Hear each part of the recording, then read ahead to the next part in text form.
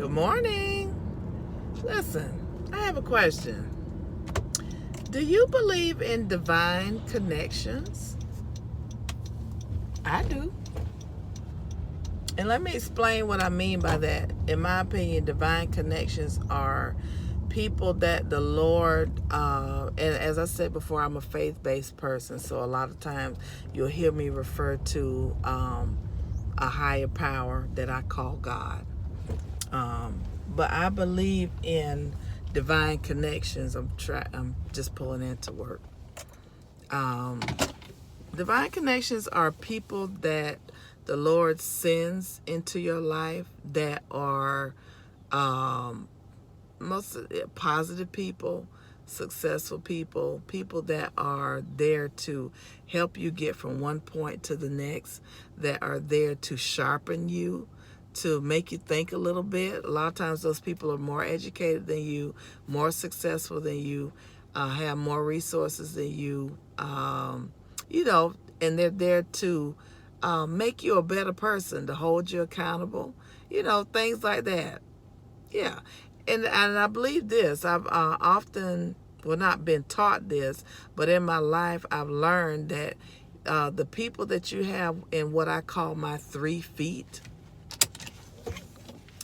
in my 3 feet, which is my personal space, that's what my mother used to refer to when she would talk to me about, people, the dangers of molestation and, the dangers of sexual predators and being careful with strangers. She would always warn me about the people that I had in my 3 feet, which was my personal space that's right next to my person.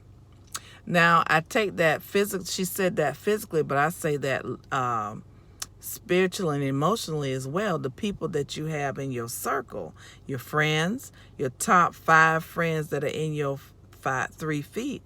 If you're the smartest person in that group, if you're the smartest person, if you're the richest person, if you're the most educated person, if you're the most wise person and most knowledgeable person on certain topics, if you're the best person in your circle, that's a problem to me. Now, this is just Robin talking.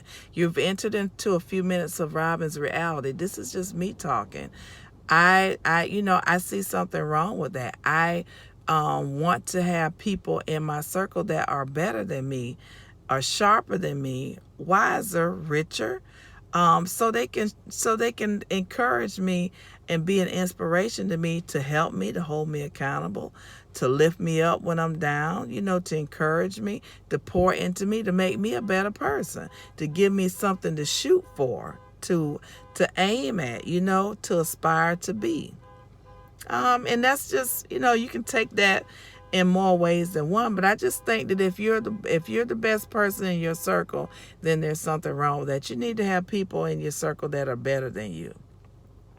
Not all of them, but there needs to be at least one person that you admire, that you like what they're doing, that you're aiming to, that you're changing some of your habits to, to be better at. Somebody that you admire, that you're looking at.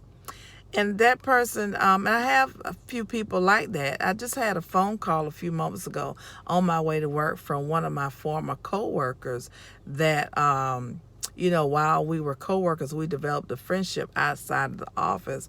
And she called me. She found out I had been sick, and she called me. And do you know that conversation that I had with her, and I know that I haven't talked to her probably in maybe 5 years or more, because she moved away from the area that we lived due to finding another job. She moved away maybe about 10 years ago. And so I don't see her that often, I don't talk to her that often. And I think that the last conversation that we had to be at least 5 years ago. But do you know that we picked up right where we left off at? And I've left the conversation. I just hung up the phone from her, and I left the conversation feeling empowered, feeling like wanting to search for more knowledge, wanting to read more, because she loves to read, as I do. I love to read. She suggested some book titles to me that she had been working on, that she had been reading, that were empowering to her. You know, when she got off the phone, she prayed with me, and she sent me, she left me with a scripture that has fueled me for today. And you need people in your life like that. We even talked about shopping and couponing and thrift shopping and investing and things like that. You know what I'm saying? You need people in your life that are like-minded like you, you know, that are positive people that, again, that can sharpen you. Hey, I'm glad about that. But I want you to look in your circle, the people that are around you. I want you to start looking at the people around you and taking note. Are they a benefit to you? Are they a liability to you? Or are they an asset to you? Are they beneficial to you, or are they an endangerment to you? Are they positive to you, or are they draining you? And at this point, you have somewhere that you're trying to go. You're trying to better yourself, to make yourself better. And I want you to think about the people that are in your life. And if there are people in your life that are not being positive to you, not being a help to you, it's okay not to have those people in your 3 feet.